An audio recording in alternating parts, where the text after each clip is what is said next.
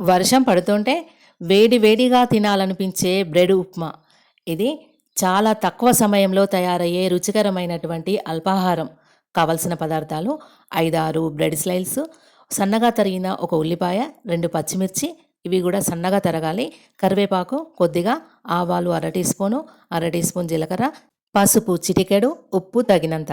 కారం ఒకవేళ ఎక్కువ కావాలనుకుంటే ఒక పావు టీ స్పూను.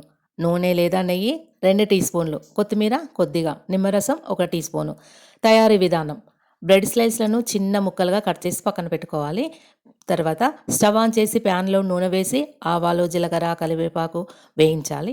ఉల్లిపాయ, పచ్చిమిర్చి కూడా వేసి బంగారు రంగు వచ్చే వరకు వేయించాలి.